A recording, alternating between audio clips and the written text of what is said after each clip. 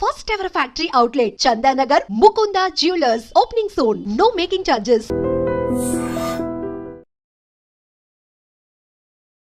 Hi hello నమస్తే, welcome back to iDream media. ఈరోజు మనతో ఉన్నారు సర్టిఫైడ్ ఫైనాన్షియల్ ప్లానర్ అయిన మాధవిరెడ్డి గారు. మార్కెట్స్ యొక్క అప్డేట్ ఏంటో తెలుసుకుందాం ఒకసారి. Hi ma'am. Hello ma'am, markets ఒకసారి చూసుకున్నట్లయితే నిఫ్టీ 50 వచ్చేసి 22,828 దగ్గర ఉంది.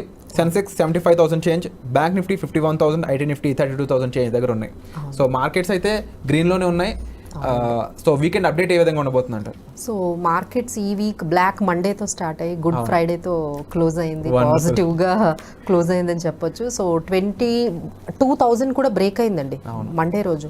సో ఇంకా 21,000 అది మనకి లోయెస్ట్ పాయింట్ అసలు రీసెంట్లో. సో అది ఇంకా అక్కడి నుంచి రికవరీ అనేది మనకి మళ్ళీ ట్రంప్ ఎప్పుడైతే 90 days పాజ్ ఫర్ మ్యాక్సిమం అన్ని కంట్రీస్కి కూడా 90 days టారిఫ్స్ పాజ్ అనే ఎప్పుడైతే అనౌన్స్మెంట్ వచ్చిందో ఇమీడియట్గా మార్కెట్స్ కొంచెం మళ్ళీ రికవర్ అవ్వడం స్టార్ట్ అయింది. సో ఫైనల్గా ఈరోజు మన మార్కెట్స్ 22,820 అంటే దాదాపుగా 23,000 దగ్గరికి మనకి మార్కెట్స్ వచ్చాయి. బట్ నెక్స్ట్ వీక్ మనం చూసుకున్నట్లయితే ఈ రెండింటి మధ్య ఉంటుందండి. అగైన్ మళ్ళీ న్యూస్ అంతా కూడా ఈ ఫ్లో అవుతుంది. బట్ ఈసారి ఏమవుతుందంటే Monday holiday. So again Friday, Saturday తర్వాత మనకి ఫ్రైడే ఈ రోజుతో క్లోజ్ అయింది.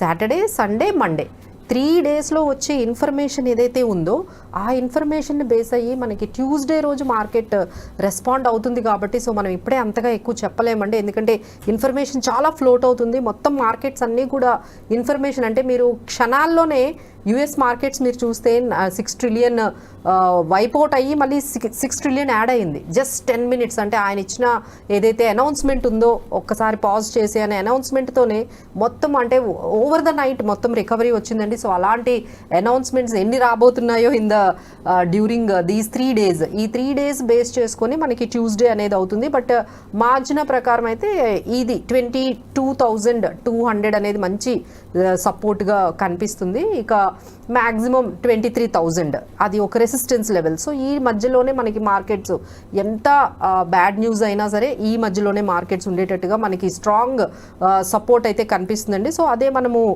చూసుకుంటూ వెళ్ళాలి. ఇక ఆ తర్వాత మనకి ఈ యుఎస్ టారిఫ్స్ ఒకవైపు ఏంటంటే అంతా అంటే అన్ని కంట్రీస్ది ఒకవైపు పెడితే ఈ యుఎస్ చైనా అనే ఆ ట్రేడ్ వార్ అనే ఏదైతే దాని మీద వచ్చే అవుట్కమ్ ఉందో అది అందరి మీద ఇంపాక్ట్ అయ్యేటట్టుగా కనిపిస్తుందండి.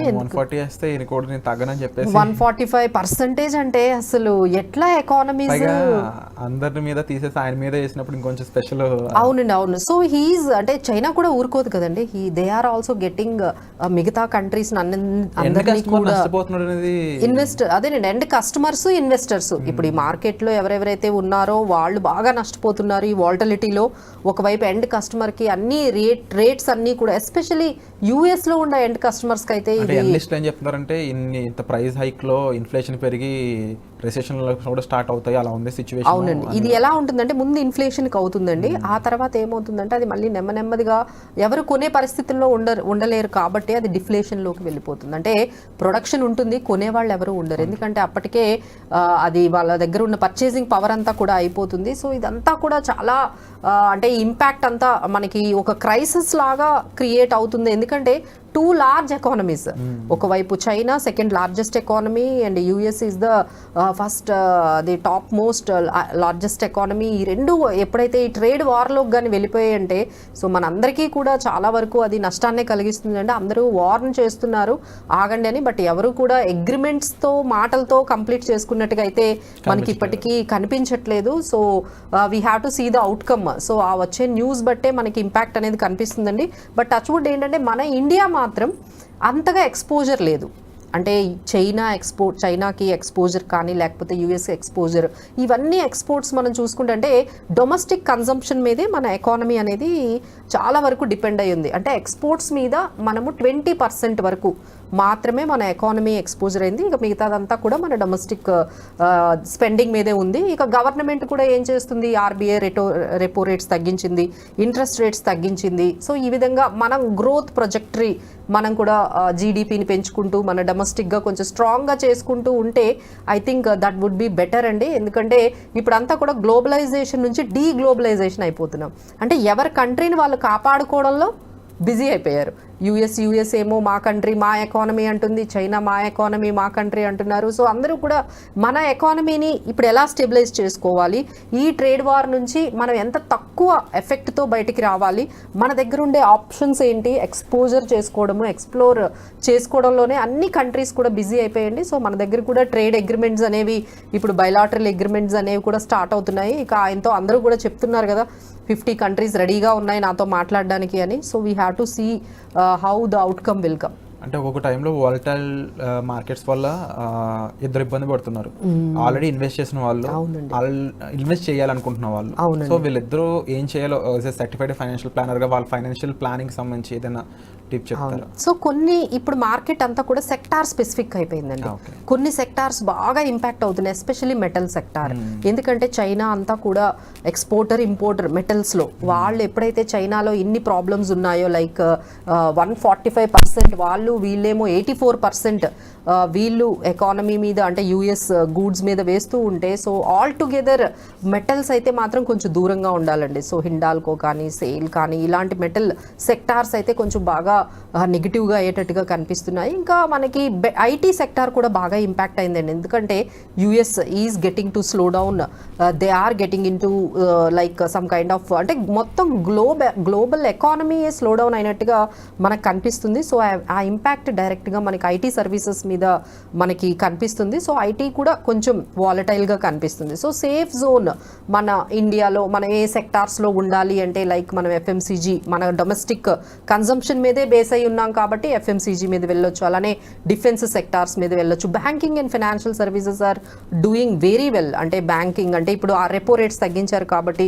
మీరు ఐసిఐసిఐ బ్యాంక్, తర్వాత especially PSU bank, bank of Baroda కానీ ఎస్బీఐ, కెనరా బ్యాంక్ ఇలాంటి బ్యాంకింగ్ సెక్టార్స్లో మనము ఉండొచ్చు. ఫైనాన్షియల్ సర్వీసెస్ అయిన ఇన్సూరెన్స్ కంపెనీస్ ఇలాంటి వాటి మీద కూడా మనము ఫోకస్ చేసుకోవచ్చండి. సో ఇలా సెక్టార్ స్పెసిఫిక్గా కొన్ని సెక్టార్స్లో మనము వెళ్తే బెటర్గా ఉంటుందండి. And need to be very అంటే మనము ఆల్రెడీ మీకు ఉన్నాయనుకోండి పోర్ట్ఫోలియో, ఆ పోర్ట్ఫోలియోలో కొంచెం వాల్యూ బేస్డ్ కంపెనీస్లో మనం కొంచెం స్టే చేస్తూ ఏవైతే మనం హైలో కొన్నామో అంటే ఆల్మోస్ట్ పిఈ రేషియో చూసుకుంటూ హైలో ఏవైతే ఉన్నాయో వాటి నుంచి మనము ప్రాఫిట్లో ఉంటే కొంచెం ప్రాఫిట్ బుక్ చేసుకొని ఎగ్జిట్ అవ్వడము.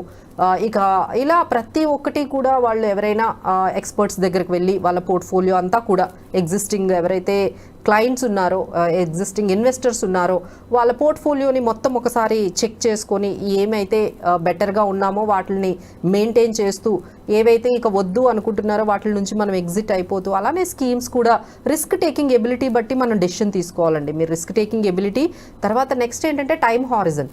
మీరు ఒక 5 years వెయిట్ చేయగలుగుతారా? Yes, you can continue. But లేదు మేడం నేను ఒక 1 year ఉంటానని చాలా మంది లాస్ట్ 2 yearsలో 1 year కూడా స్టాక్ మార్కెట్లోకి వచ్చేసారు. అంటే ఒక పక్కన ఇన్వెస్ట్మెంట్స్ గురించి మీరు చెప్తున్నారు అండ్ ఇది ఒక క్రూషియల్ టైం ఫైనాన్షియల్ ప్లానింగ్ కూడా. అవును చాలా క్లియర్గా బడ్జెటింగ్ చేసుకోవాలి, జాగ్రత్తగా ఎమర్జెన్సీ ఫండ్ పెట్టుకోవాలి. ఎందుకంటే ఫైనాన్షియల్ క్రైసిస్ అనేది రీసెంట్ డేస్లో ఎక్కువ, అంటే ఐ మీన్ లాస్ట్ 2 decadesలో ఎవరు చూడలేదు. అంటే ఇంత అన్సర్టనిటీ, ఇంత వాలటిలిటీ అనేది ఎవరు చూడలేదు. కాబట్టి ఫైనాన్షియల్గా కొంచెం స్ట్రాంగ్గా మనం ఎంత రెసిలియంట్గా ఉండొచ్చు, కొంచెం ఎక్స్పెండిచర్ అనేది చాలా తగ్గించుకోవాలి, స్పెండింగ్ తగ్గించుకుంటే. ఎందుకంటే ఫ్యూచర్లో ఇదే ఇన్కమ్ ఉంటుంది అనేది గ్యారంటీ లేదండి, ఎవరికీ గ్యారంటీ లేదు.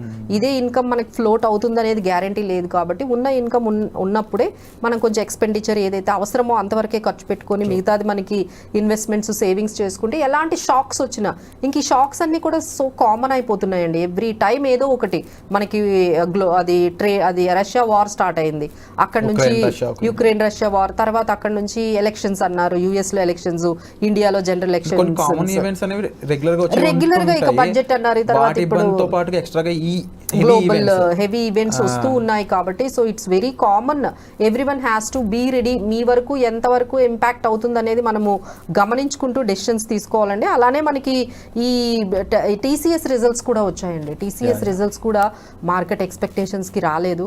సో ఆ ఇంపాక్ట్ అయితే మనకి ట్యూస్డే కనపడుతుంది. సో ఏవైతే అంటే వాళ్ళ మార్జిన్స్ అయితే మార్కెట్ ఎక్స్పెక్టేషన్స్ తగ్గట్టు లేవు. సో మనకి ఈ క్యాలెండర్ కూడా వచ్చేసింది, అంటే లైక్ ఏవేవి మనకి ఇవ్వబోతున్నారు రిజల్ట్స్ అనేవి. మనకి 10th నుంచి కార్పొరేట్ ఎర్నింగ్స్ వస్తున్నాయండి, దాని మీద బేస్ అయి కూడా మనం డెసిషన్స్ తీసుకోవాలి. సో ఎవరెవరి దగ్గర అయితే ఏ స్టాక్స్ ఉన్నాయో ఈ కార్పొరేట్ ఎర్నింగ్స్ వాళ్ళ కంపెనీ రిజల్ట్స్ని అనౌన్స్ చేసేటప్పుడు వాళ్ళ కంపెనీ అనౌన్స్మెంట్స్ ఎలా ఉన్నాయి అనేది ప్రతి ఒక్కరు ట్రాక్ చేసుకోవాలండి. ఇన్ఫర్మేషన్ని ట్రాక్ చేసుకోవాలి, ఎర్నింగ్స్ని ట్రాక్ చేసుకోవాలి. మీ దగ్గర ఏవైతే స్టాక్స్ ఉన్నాయో వాళ్ళు ఏవైతే ప్రొజెక్షన్స్ ఇచ్చారో వాటికి తగ్గట్టుగా ఉన్నాయా, డిసప్పాయింట్ చేశాయా, దాన్ని బట్టి కూడా మనము డెసిషన్స్ తీసుకోవచ్చు. సో అందరూ కూడా ఈ 11th నుంచి కార్పొరేట్ ఎర్నింగ్స్ని అయితే కంపల్సరీ ఫాలో అవ్వాల్సి ఉంటుందండి, ఎందుకంటే అది కంపెనీ వైజ్ రిజల్ట్స్ అనేవి పోస్ట్ చేస్తూ ఉంటారు. సో దాన్ని బట్టి కూడా మనం వెళ్ళొచ్చు. సో ఈ విధంగా ఎఫ్ఐఎస్ సెల్లింగ్ కూడా కొంచెం కంటిన్యూస్గా అది కూడా జరుగుతూనే ఉందండి. So they are not turned into positive. ఇంకా అన్సర్టనిటీ అనేది